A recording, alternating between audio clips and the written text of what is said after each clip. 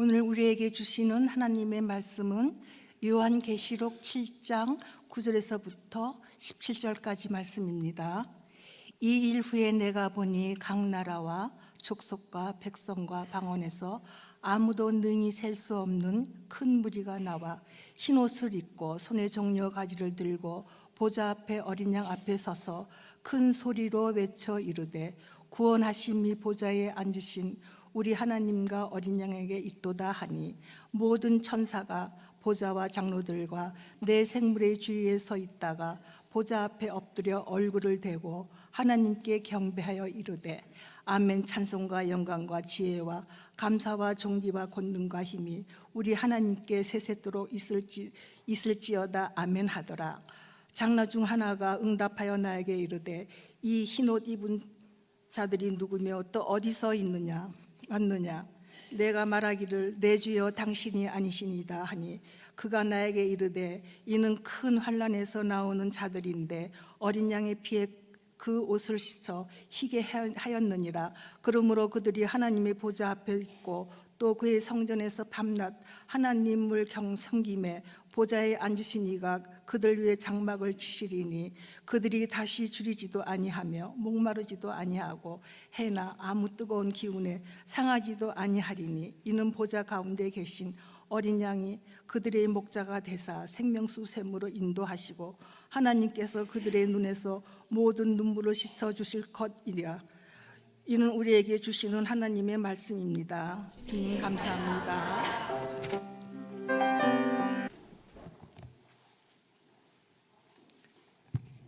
귀한 찬양 감사드립니다. 기도하겠습니다.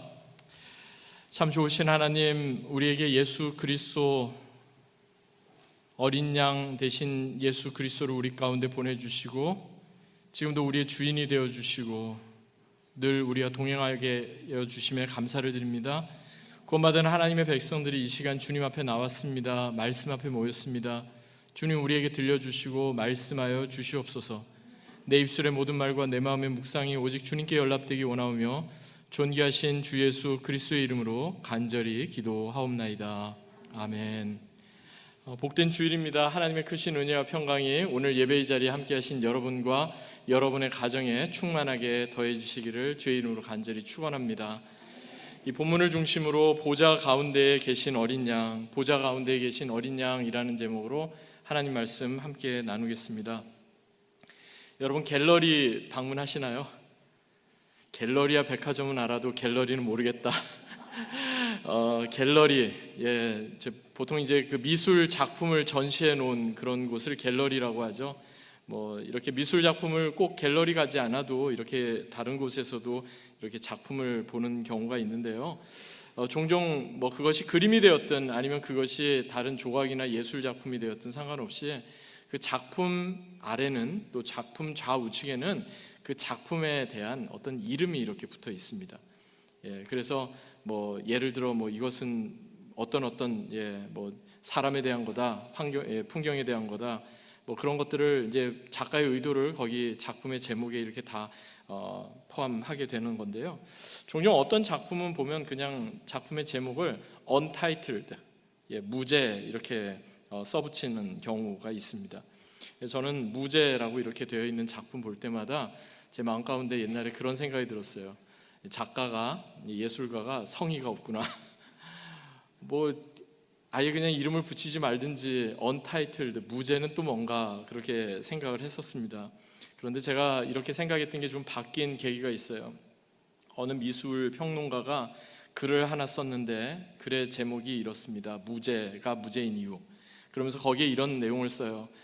어느 하나의 단어, 하나의 이름, 하나의 제목만으로 그 작품 전체를 이해하기 어려울 때 작품을 만든 예술가는 의도적으로 제목을 붙이지 않고 untitled, 무제라고 씁니다. 뭐냐면은 이름이 붙어있지 않는 것 자체가 그것을 감상하는 사람들로 하여금 더 많은 예술적인 상상력을 주어서 더 풍성하게 그 작품을 인조이할 수 있도록 그렇게 하기 위함이다 하는 거죠. 요한계시록, 어떻게 보면 요한계시록이 성경 가운데 가장 어려운 책 중에 하나입니다. 여러 가지 많은 상징적인 그런 언어들이 나와 있고요. 그리고 요한계시록에 나와 있는 그 내용이 사실 오늘날 이거 우리 신앙생활하는 것과 무슨 상관이 있는가 이런 생각이 들 경우도 있습니다. 그런데 요한계시록도요, 어떤 예술작품에 비유한다면 아마도 하나님께서 요한계시록은 뭐다 그러면서 제목을 붙이시지 않고 Untitled, 무제 이렇게 제목을 붙이시지 않을까 이런 생각을 해보았습니다. 왜냐하면요, 요한계시록은 그저 막연한 미래에 관한 이야기도 아니고 2000년 전 과거에 관한 이야기도 아니고 지금 현재를 사는 우리에게 주시는 하나님의 말씀이기 때문에 그렇습니다. 부활절 넷째 주일인 오늘 렉셔너리 성서 일과에 따른 본문 말씀이 바로 요한계시록 7장 말씀입니다. 어떻게 보면은 오늘날도 마찬가지지만 2000년 전 초대교회 성도들 이 요한계시록이 쓰여질 당시에 그들의 상황은 너무나 암울했습니다. 하루하루 살아가는 것, 숨 쉬는 것 자체도 너무 힘든 그런 시간들을 보냈습니다. 그들이 왜 카타콤 지하 무덤으로 이렇게 모여서 그곳에서 예배를 드렸을까요? 그곳이 특별한 장소고 영험한 장소였기 때문이 아니라 그들이 다른 곳에서는 예배를 드릴 수 없을 만큼 그렇게 핍박이 심해서 공동묘지, 지하 공동묘지인 카타콤에까지 숨어 들어가게 되었던 겁니다. 오늘날로 따지면요, 어떻게 비유할 수 있을까요? 지하 하수도 냄새가 막 이렇게 나는 그런 데 사람들이 모여서 그래서 예배 드린 것, 이렇게 비유할 수 있을까요? 그만큼 어렵게 그들은 정말 하루하루의 생활, 이 삶을, 호흡을 이어가는 것조차도 힘겨운 그들이었는데, 그처럼 암울한 시대를 살아가던 그들에게 바로 이 말씀이 주어진 것입니다. 그래서 요한계시록은요, 당시 초대교회 성도들이 정말 불같은 시험 중에서도 그들이 흔들림 없이 신앙을 지킬 수 있었던 원동력이 무엇인지 우리에게 말씀해 주고 있습니다. 한마디로 말하면 요한계시록은 심판의 메시지가 아니라 믿는 우리 그리스도인들에게 있어서는 구원의 메시지입니다. 소망의 메시지고요, 또 우리의 믿음이 더 견고해져야 하는 그 이유를 분명히 전해주는 메시지입니다. 요한계시록을 그래서 우리가 깊이 묵상하면 할수록 우리가 생각하게 되는 게 있어요. 요한계시록은 믿는 사람들에게, 구원받은 하나님의 백성에게 소망을 주는 소망의 메시지구나 하는 겁니다.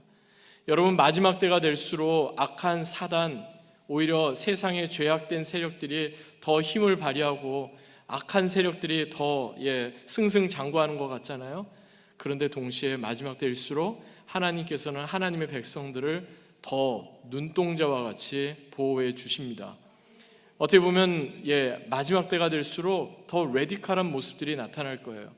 악한 사람들은 더 악해지고 또 하나님의 백성들은 더 하나님의 말씀을 집중하고, 이것이 극과 극으로 이렇게 극명하게 나뉘는 그러한 세상, 그러한 시대가 바로 우리가 살고 있는 오늘날이다, 이렇게 생각해 볼 수 있겠습니다. 이런 배경을 염두에 두고 오늘 본문 살펴보겠습니다. 본문이 시작되는 요한계시록 7장 9절 그리고 10절 보시겠습니다. 오늘 말씀은 이렇게 시작합니다. 2일 후에 내가 보니 각 나라와 족속과 백성과 방언에서 아무도 능히 셀 수 없는 큰 무리가 나와 흰 옷을 입고 손에 종려 가지를 들고 보좌 앞과 어린 양 앞에 서서 큰 소리로 외쳐 이르되 구원하심이 보좌에 앉으신 우리 하나님과 어린 양에게 있도다 하니. 아멘. 오늘 본문인 요한계시록 7장은요, 종말의 때에 일어날 마지막의 모습을 우리에게 전해줍니다. 그러면서 그 마지막의 모습, 그 구체적인 영광의 모습을 사도 요한이 자신이 받은 그 계시를 통해서 하나하나 말씀해주고 있는데요, 여기서 우리가 강조하고 또 여기에서 우리가 우리의 시선을 집중해야 될 것은요, 각 나라와 족속과 백성과 방언에서 아무라도 능히 셀 수 없는 큰 무리가 나왔다 하는 겁니다. 이게 뭐냐면은 마지막 때 믿음을 보겠느냐, 구원받을 사람이 얼마나 되겠느냐 그러지만 지금까지 예수 그리스도의 그 보혈로, 예수 그리스도의 십자가의 은혜로 구원받은 사람들이 수도 없이 많이, 우리보다 먼저 주님 앞에 서신 우리 믿음의 선조들, 우리의 부모님들을 포함해서 수도 없이 많이, 셀 수 없이 많은 큰 무리가 나와서 하나님을 찬양하게 되더라 하는 겁니다. 여기서 능히 셀 수 없는 큰 무리, 일반적으로 본문 앞에 나오는 4절 말씀의 그 근원을 이렇게 찾거든요. 그래서 4절에 보니까요, 각 지파 중에서 인침을 받은 자들이 14만 4천이니 이렇게 말씀하고 있어요. 14만 4천. 여러분 어디에서 많이 들어보셨죠? 어떤 이단 종파에서는 14만 4천 명이 차면 예수님이 재림하신다 그럽니다. 죄송한 얘기지만 14만 4천 명은 이미 차고도 넘쳤습니다. 14만 4천 명이 그런 의미가 아닌 거예요. 또 어떤 분들은 이렇게 해석합니다. 예수 그리스도를 위해 믿음과 신앙을 지키다가 순교한 사람들, 지금까지 초대교회로부터 다 순교한 사람들을 이렇게 카운트해 보니까 14만 4천 명이 되었더라. 그럴듯하죠. 그런데 그걸 누가 카운트를 했겠습니까? 또 문자적으로 보면 이스라엘의 12지파에서 각각 12,000명씩 12 곱하기 12,000 그러면 14만 4천 이렇게 산술적으로 해석하기도 하고요. 상징적으로 보면 구약의 이스라엘의 12지파, 신약의 예수님의 12제자, 그리고 성경의 완성의 완벽한 숫자를 뜻하는 1000, 히브리 말로 알레프라고 말하는데요. 그 숫자를 다 곱하고 나면 그게 14만 4천이다 그렇게 합니다.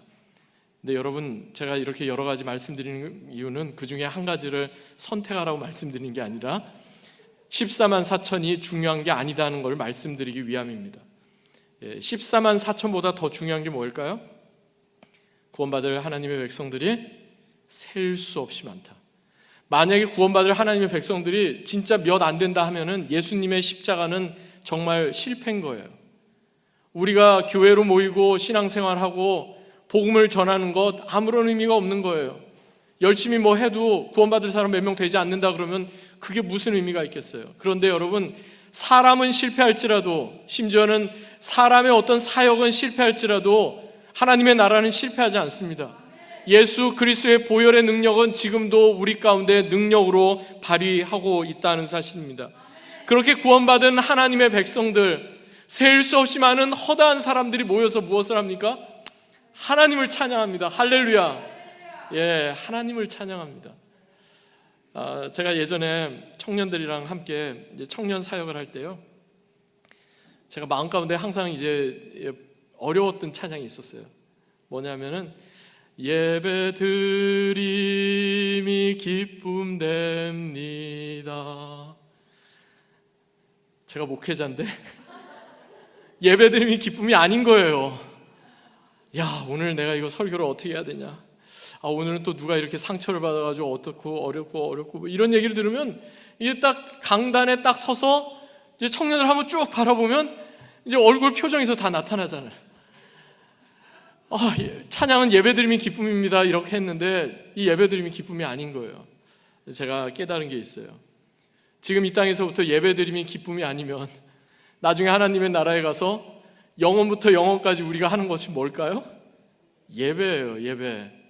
천국에 가서 여러분 구슬치기 하시겠어요? 딱지치기 하시겠어요? 천국에 가서 여러분 공기놀이 하시겠어요? 아니에요. 천국에 가서 우리는 영원한 하나님을 계속해서 예배하는 거예요.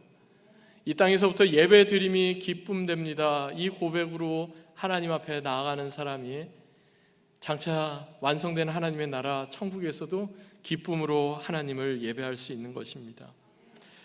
오늘 이 말씀, 이러한 배경으로 우리가 좀 살펴보기 원하는데요, 큰 소리로 외쳐서 정말 찬양을 했는데 우리도 큰 소리로 한번 읽어보겠습니다. 오늘 보면 10절 보시겠습니다. 함께 읽습니다. 시작. 큰 소리로 외쳐 이르되 구원하심이 보좌에 앉으신 우리 하나님과 어린 양에게 있도다 하니 아멘. 제가 다시 봉독하겠습니다. 큰 소리로 외쳐 이르되 구원하심이 보좌에 앉으신 우리 하나님과 어린 양에게 있도다 아멘. 구원하심이 보좌에 앉으신 하나님과 어린 양에게 있다. 구원의 주체가 바로 하나님이시고 어린 양 예수 그리스도이시다, 그것을 말씀하고 있는 거죠. 이와 관련해서 지금은 은퇴하셨는데 이제 권성수 목사님 계세요. 신약 학자이면서 또 목회자이신데 이분이 쓴 요한계시록 강해 가운데 이런 내용이 나옵니다. 잠시 인용하겠습니다. 본문의 무수한 큰 무리는 마지막 완성된 구원에 동참할 자로서 그들의 상태를 미리 보여주는 것입니다. 그들은 마지막 지극한 복 상태에 있는 모든 시대의 신자들을 말하며 앞에 나온 14만 4천 명과 동일한 그룹입니다. 그리고 그들은 구약적으로 말하면 하나님의 인을 맞은 자들이고, 신약적으로 말하면 그리스도의 피에 그 옷을 씻어 희게 한 자들입니다. 본문은 성도들의 마지막 구원 상태를 보여줌으로써 그들을 위로하고 격려하여 현재의 고난을 잘 견뎌내게 하는 것입니다. 특별히 마지막 부분이 저는 좀 많이 공감이 됐습니다. 본문은 성도의 마지막 구원 상태를 보여줌으로써 그들을 위로하고 격려하여 현재의 고난을 잘 견뎌내게 하는 것이다. 여러분, 우리가 고난을 견뎌내고 또 여러 가지 시험과 어려움을 이겨내는 것은요, 인내심이 강하거나 우리가 잘 참고 그런 능력이 강해서가 아니에요. 우리의 마지막이 분명해야 어려운 현재의 상황도 이겨낼 수 있는 거예요. 마지막이 불분명하니까 여러분, 우리는 계속 마음이 힘든 거예요. 이러다가 내가 죽지, 이러다가 내가 망하지, 이러다가 내가 어려움 가운데 있지, 이러다가 내가 좀 큰일 나지. 여러분, 그런데요, 우리의 마지막은 뭐예요? 보좌 앞에 서서 하나님을 찬양하는 거예요. 구원받은 하나님의 백성으로 하나님의 높으심과 그의 영광을 찬양하는 거예요. 우리의 마지막이 분명하기 때문에 이 땅에서 우리가 살면서 우리의 원하는 대로 되지 않고, 때로는 실패할 때도 있고 좌절할 때도 있고 관계의 어려움 가운데 있을 때도 있고 사업이 어려워질 때도 있어도, 우리는 그럼에도 불구하고 그저 주저앉고 그저 하나님 믿지 않는 사람처럼 그렇게 우리는 포기하지 않는 거예요. 말씀드린 것처럼 요한계시록이 기록될 당시에 초대교회 성도들은요, 너무나 극심한 고난 가운데 있었어요. 하루하루를 버텨내기 어려울 정도의 그런 극심한 고난, 그것이 좀 지나다가 없어져야 되는데 계속해서 이어지다 보니까 어떤 일이 벌어졌냐면, 교회 안에서조차도 점점 신앙으로부터 멀어지는 사람들이 생겨났어요. 교회는 더 위축될 수밖에 없었어요. 어떤 건물이 있는 곳에서 모이지도 못해요. 카타콤 같은 지하 공동묘지에 숨어 들어가서 거기에서나 예배 드릴 수 있는, 당연히 더 약해질 수밖에 없었죠. 더 작아지고 더 위축될 수밖에 없었죠. 그런데 여러분, 그거 아세요? 가장 작아지고 가장 위축됐던 그때 가장 놀라운 능력이 드러났어요. 오히려 세상 가운데 나 살아있다 그러면서, 오히려 세상 가운데 우리 교회 이렇게 대단하다, 그것을 보여주는 그때가 교회가 가장 어려웠어요. 왜냐하면요, 그때는 알곡과 가라지 중에 알곡만 남거든요. 정말 믿음의 신실함을 끝까지 지켜내는 사람들만 남기 때문에 그래요. 그리고 그렇게 예배하는 사람들은요, 비록 현실의 어려움 가운데 지금 하루하루 숨쉬고 살아가는 것조차 어려운 그런 상황 속에서도 내가 인내력 테스트가 아니라 하나님께서 주시는 그 은혜로, 그리고 마지막에 하나님께서 보여주실 그 영광스러운 모습을 기대하며 살아가게 되었던 거죠. 비슷한 시기에 사역을 감당했던 사도 바울도 마찬가지입니다. 그 유명한 로마서 8장 17절 18절 보니까 이런 말씀이 나와요. 자녀이면 또한 상속자 곧 하나님의 상속자요 그리스도와 함께한 상속자니 우리가 그와 함께 영광을 받기 위하여 고난도 함께 받아야 할 것이니라. 아멘이세요? 영광을 받기 위해 고난을 받아야 된다 그러면 우리는 꼭 그렇게까지 해야 하나 라는 생각이 들죠. 그런데 그 다음이 중요해요. 생각하건대 현재의 고난은 장차 우리에게 나타날 영광과 비교할 수 없도다. 장차 우리에게 나타날 그 영광을 미리 바라보고 그 미리 경험한 사람은요, 이 영광이 이렇게 대단하구나, 이렇게 크구나, 이렇게 놀라운 거구나, 그것을 아는 사람은요, 그래서 고난을 이겨낼 수 있다는 거예요. 그런데 그 장차 우리에게 나타날 영광이 뭔지를 모르는데 그냥 고난도 인내하고 어려움도 참고 불이익도 감수하고 그러면서 살아라 하니까 그게 참 우리에게 어려운 거죠. 저는 목회자로서 여러분에게 또 간절히 제가 소망하는 거는요, 장차 우리에게 나타날 그 하나님의 영광의 풍성함이 어떠한 것인지 우리 모두가 다 경험하게 되기를 주의 이름으로 간절히 축원합니다. 예배드리는 이 자리가 사람들로 채워지는 자리이면서 동시에 하나님의 영광으로 채워지기를 주의 이름으로 간절히 축원합니다. 우리가 하나님 나라의 영광 완성될 그 하나님의 놀라운 은혜를 우리가 조금이라도 맛보게 되면요, 우리가 지금 염려하고 고민하고 밤잠 설쳐가면서 우리가 힘들어하는 그것이 정말 아무것도 아닌 거예요. 아무것도 아닌 게 아니지만 그걸 상대화시킬 수 있어요. 왜냐하면 그보다 더 큰 하나님의 영광, 그보다 더 큰 하나님의 은혜를 알기 때문에 그렇습니다. 또 한 가지 오늘 본문에서 특이한 점은요, 구원하심이 전능하신 하나님께 있다 이렇게 말씀해야 할 것 같은데, 구원하심이 보좌에 앉으신 우리 하나님과 어린 양께 있다 이렇게 말씀하고 있다는 사실입니다. 어린 양, Lamb of God 이런 표현이 성경에 모두 130번 정도 나옵니다. 120번, 130번 나오는데요, 그 중에 30번 정도가 요한계시록에 나오는데, 어린 양 하면 여러분 뭐가 가장 먼저 떠오르세요? 예수님 떠오르세요? 맞아요. 예수님이 가장 먼저 떠올라야 됩니다. 구약의 그 출애굽기에 나오는 6월절 어린 양에서부터 시작해서 예수님께서 공생의 사역을 시작하실 때 세례 요한이 예수님을 가리켜 뭐라고 이야기합니까? 요한복음 1장 29절에 보니까 보라, 세상 죄를 지고 가는 하나님의 어린 양이라 이렇게 말씀합니다. 그리고 그 어린 양 예수 그리스도께서 장차 이 세상 권세 모든 것을 다 심판하시고 다스리시고 또 온전히 회복시키신다 말씀하고 있습니다. 한마디로 어린 양은요, 고난당하고 대신 죽임당하는 희생의 대명사입니다. 하지만 그 어린 양께 힘없고 능력 없고 그냥 힘없이 죽임당한 그 어린 양께 구원하심이 있고, 그 어린 양 예수 그리스도를 통해 우리가 구원을 받았기에 그분을 찬양하는 것입니다. 그렇다면 구원하심이 우리 하나님과 어린 양께 있도다, 이 성경 구절을 근거로 만들어진 찬양도 있지만 이것을 우리는 어떻게 이해하면 좋을까요? 한 세 가지로 제가 좀 정리해 봤는데요, 첫 번째로 구원하심이 우리 하나님과 어린 양께 있도다 이 말씀은요, 하나님과 어린 양 예수 그리스도께서 우리의 구원을 온전히 이루어 가신다 이런 의미입니다.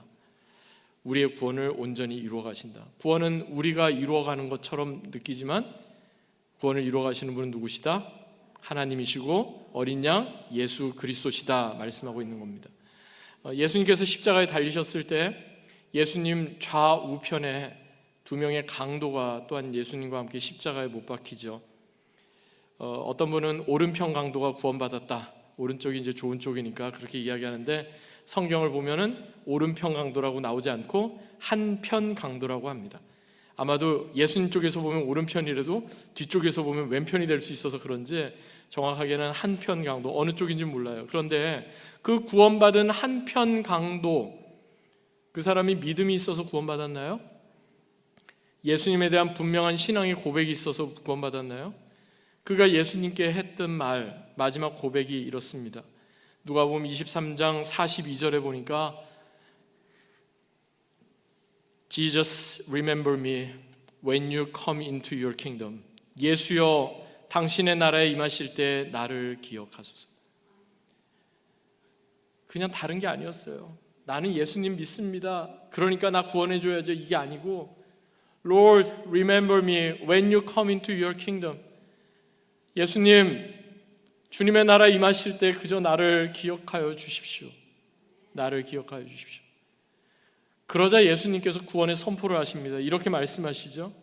Today you will be with me in paradise. 내가 진실로 내게 이르노니 오늘 네가 나와 함께 낙원에 있으리라. 여러분, 구원의 선포는 누구로부터 시작돼요? 예수님으로부터 시작됩니다. 정말 연약합니다, 부족합니다. 그렇지만 나를 기억해 주세요. Lord, remember me.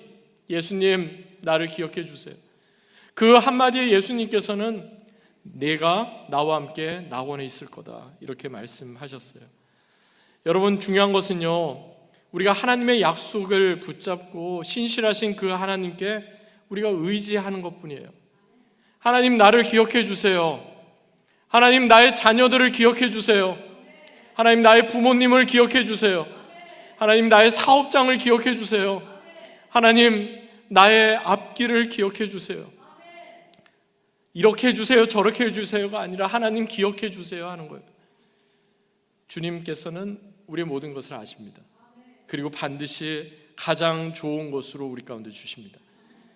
이렇게 하나님 말씀 붙잡고 하나님 더 의지하는 사람은요, 세상 살면서 함부로 말하지 않습니다.